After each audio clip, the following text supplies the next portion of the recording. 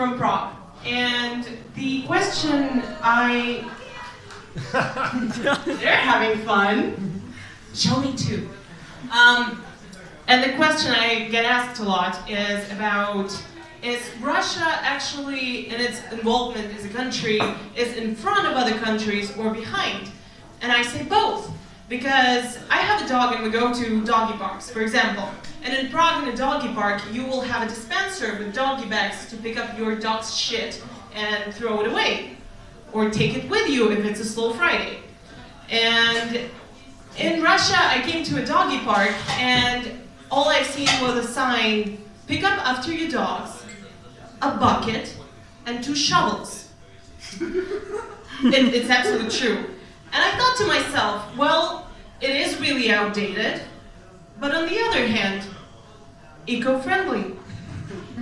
Also, you might think that Russia is from Middle Ages because you go on the streets and you see all those men with like very heavy beards, like Peter the First had never happened.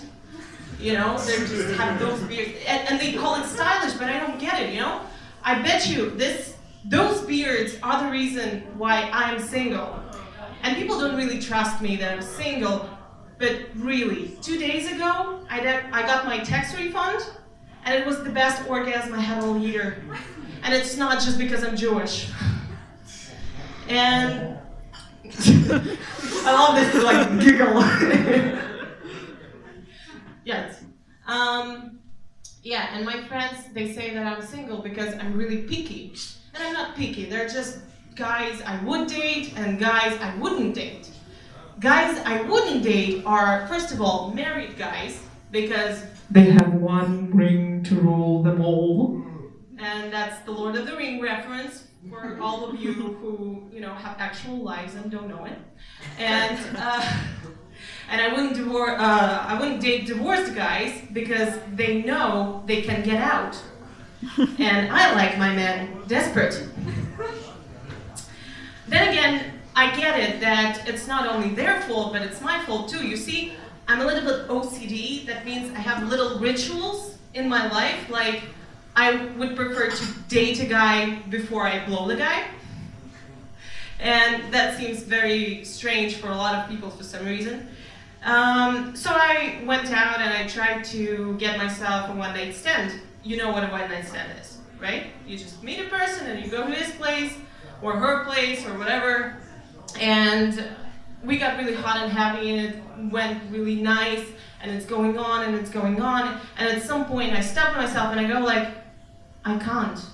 And he goes like, what happened, baby? For some reason they want to call me baby all the time.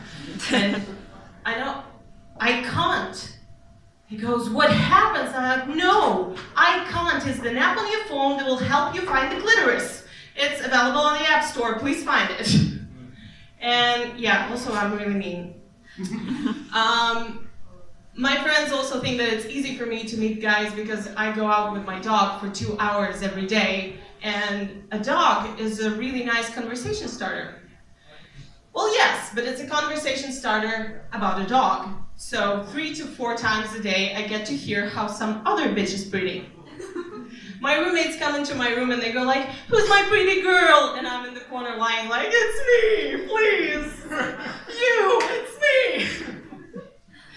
My dog is a husky, so she gets it a lot. She's a husky, and a husky is a perfect breed between a dog, a cat, and a black girl from Bronx. Because she's kind of hip, she's really cute, and she never fails to tell you that she ain't need no man to survive. Because she can get out and in 5 minutes find a shelter, somebody to love her, and food, most of all. I've seen homeless people give this bitch their last piece of bread. And it's almost sacred. It's like, in nomine Patris et Filii et Spiritus Sancti, Amen. And she's just looking at him, you know? And then she eats it, and she goes back to my place, sadly, because she eats something she's not supposed to, and then she farts. And that bitch talent to fart is outstanding. At this point, my house is so much like a gas chamber. I'm wondering if she's working for the Nazis. Give it a second. But actually, a couple of days ago, I've done some horrible thing. which I wanted to share, of course. After a perfectly nice Mexican dinner, this bitch had a mistake of laying next to me, next to my gym shorts on my couch, and I couldn't help myself but to give her the smell of her own medicine. And let me just tell you, if you haven't seen a shocked husky, you should try that. And Russia is a very family-oriented country also. And a lot of people want to have children because, you know, the glass of water in the old days. I mean, not even in a starving Africa, the glass of water is that needed as in Russia. And I'm not against children, I'm pro-life. I'm pro-life without children, because after children, I have nephews. I know that after children, there is no life at all, and they go out and they do stupid things, and you feel Spanish shame. You know what Spanish shame is? Is when somebody does something, and you feel ashamed for that person. It's really like open mic, really. And I don't want that in my life anymore than I have now. And those were so far my adventures in Russia, and thank you very much for listening to me. Welcome, Linda.